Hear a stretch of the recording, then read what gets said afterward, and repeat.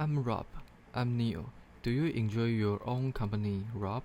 Do you like being alone or do you prefer spending time with friends? Well, recently, I haven't seen my friend much because of coronavirus. In fact, I've hardly seen anyone this past year. So sound like Rob has become a bit of a hermit, someone who lives alone and apart from society. Yes, I've been forced to spend time alone, but it wouldn't be my choice. I'd much rather be socializing and visit friends. If, like Rob, the idea of being alone does not appeal to you, it might be hard to understand why anyone would choose to be a hermit. But some people do, and in this program we will be hearing some of the reasons why. Throughout history and across all culture, there have been people who choose to live behind the life and people they know to live in isolation and silence. People like Christopher Wright, an American who lived in complete isolation in the forest of man of nearly 30 years. When hikers discovered his tent, all they found was an alarm clock. So my quiz question is this: why did Christopher Wright, the hermit of manhood, need an alarm clock?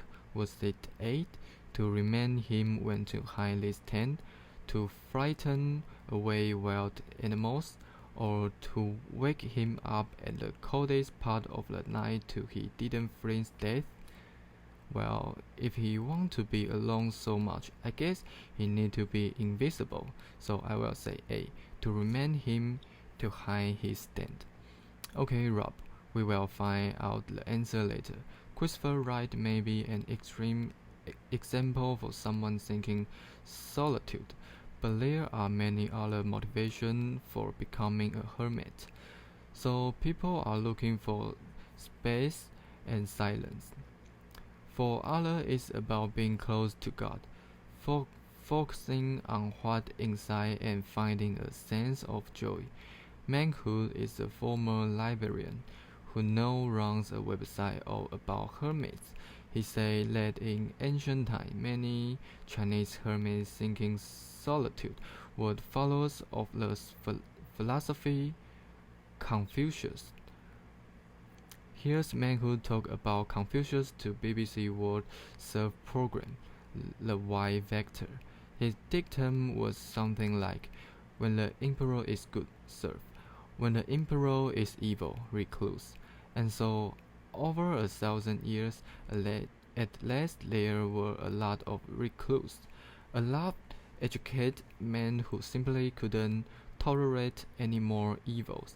They simply dropped out and they would migrate to small villages to farms. Manhood mentioned Confucius' dictum. A dictum is a short statement or saying which expresses some wish, advice, or a general truth about life. Confucius' dictum advised that when the emperor was evil, people should become recluse. People, like hermits, who live alone and avoid contact with others.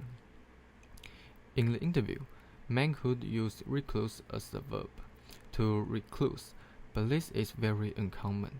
A more modern way of saying this is to drop out, to reject the normal way society works, and live outside the system. A bit like hippies in the 1960s. You mean? Right, although most hippies were looking for isolation, they did have something in common with hermits: the desire to challenge society's rules and conventions. Someone who combined the hippies and the hermits is Catholic writer Sarah Maitland. Part of the long tradition of Christian hermits, Sarah spent 40 days and nights alone on the island of Skye, seeking God in the silence of the remote Scottish island. For her, the magic silence is something to be embraced and taught to children. Here she example for BBC World Service. the why factor. Most people first encounter silence in bereavement, in relationship breakdown and its death, and that seems to be about the worst place to start. People say, but what should we do? Never ever use go to your room on your own as a punishment. You use it as a reward. Darling, you've been so good all day. You've been so helpful. Why don't you go to your room for help self an hour now and you on your own? A treat, a reward. Sarah says that most people experience silence after bereavement, the death of relative or close friend. She also thinks that parents should never tell their children, go to a room, as a punishment. Instead, being alone should be a treat, a reward or gift of something special and enjoyable. That way, children learn that being alone can actually be enjoyable. I'm still wondering about the American Christopher Wright. I suppose living alone in the wood was a treat for him. I suppose so. But why did he need a alarm clock? Yes.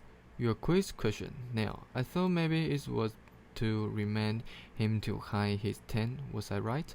Well, incredibly, Rob, the answer was C. To wake him up at the coldest part of the night so he didn't freeze to death. That's someone who really wants to be left alone. A hermit in other hands.